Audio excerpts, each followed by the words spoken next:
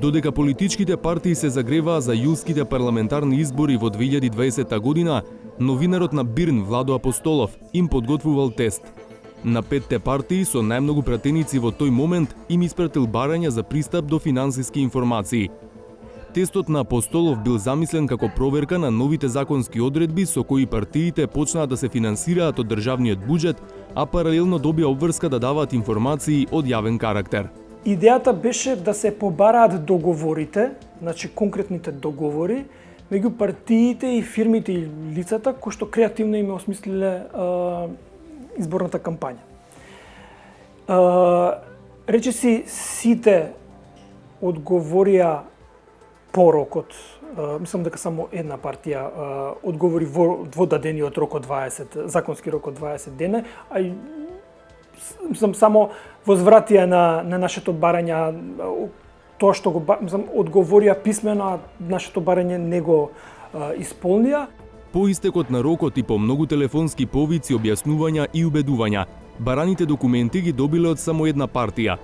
Од останатите 3 добиле бескорисен одговор со сосема други податоци. Растегливо го толкуваат оној дел кој што вели во делот на нивните расходи и приходи. Они велат, зборам за поголемите партии кои што се под што се вика под рефлектори секогаш, тие ќе кажат колку потрошиле, колку примиле и колку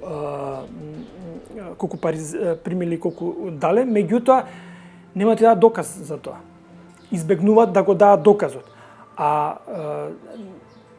нас ни треба доказот, бидејќи токму поради судски случаи, како што е Талер и слични на СЕО, довербата во партиите е многу мала. Истражувањето на Бирн оставило впечаток кај Меѓународниот републикански институт од САД, или скратено ИРИ, па решиле да направат многу поопсежно истражување и проект во соработка со други организации. Фондација Отворено општество Македонија работела на еден сегмент. Она што ние го гледавме е дали тие објавуваат регистар на донации, дали објавуваат извештај на вкупни донации, дали објавуваат извештај од финансирање на изборна кампања, годишен извештај и годишна сметка за нивното работење. Речиси да нема политичка партија која ја објавува се вкупноста на овој корпус на финансиска транспарентност. Од прибраните информации, истражувачите направиле и ранг листа на транспарентност на партиите. Општиот индекс на транспарентност зема во предвид се, од квалитет на веб страница до реагирање на барања за пристап до информации. Ниту една партија не добила одлична или многу добра оценка. Прворангирана е Левица со оценка добар и освоени 72 поени од максималните 120. Следуваат СДСМ со 55 и Демократски сојуз со 54, исто така во зоната добар. Од поголемите партии, ВМРО ДПМН има скор од 28 поени, Алијанса за албанците 22, а кон дното се Алтернатива и ДУИ со по 11 поени. 5 од 28 рангирани политички субјекти имаат 0 поени. И кога е во прашање финансиската транспарентност, Левица е прва, иако има 30 од максималните 48 бода. Демократски сојуз е втор со 25 бода, следуваат Демократи со 22, СДСМ со 21 и БЕСА со 20. Неголемата опозицијска партија ВМРО ДПМН, но и партијата што е најдолго на власт во последните 2 децении, ДУИ, воопшто не се меѓу првите 10.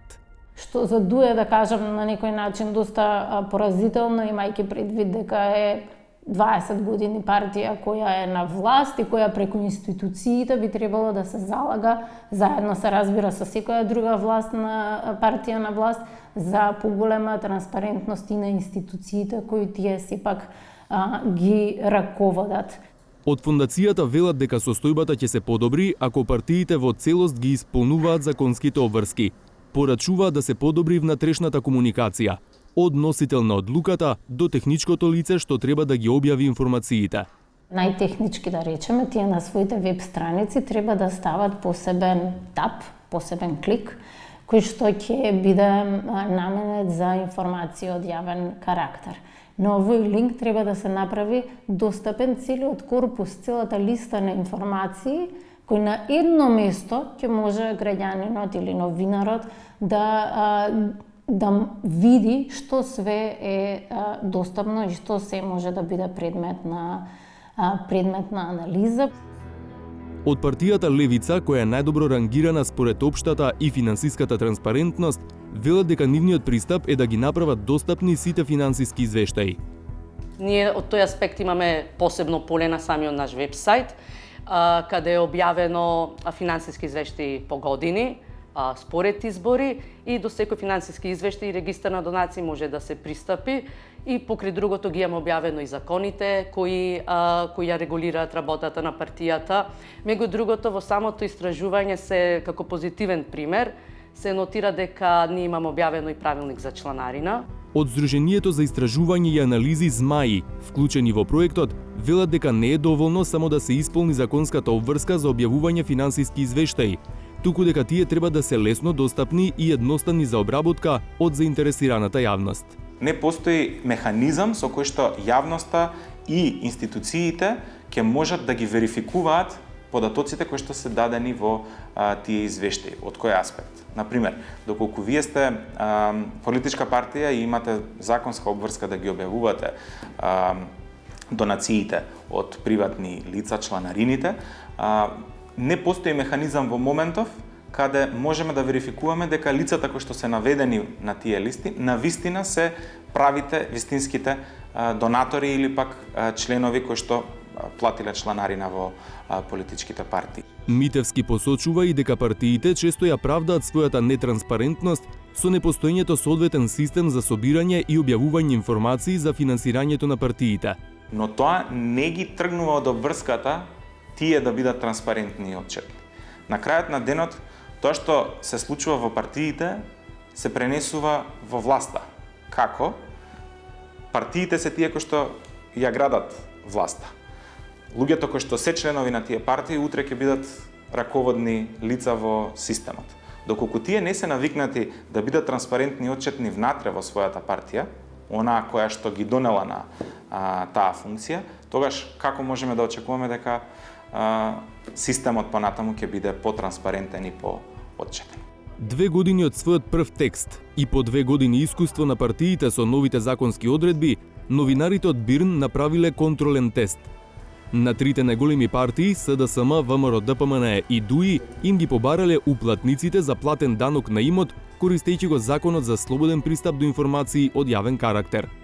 Владеачката ДУИ воопшто не им одговорила, а опозицијската ВМРО ДПМН одбила да одговори со образложение дека податокот е дел од судската постапка за случајот Талир 2 и давањето таква информација би влијаело врз процесот.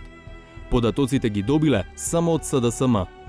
Така што искуство дека тоа продолжува. Значи едноставно не се навикнати партиите да бидат изложени на јавност во делот на своите финансии.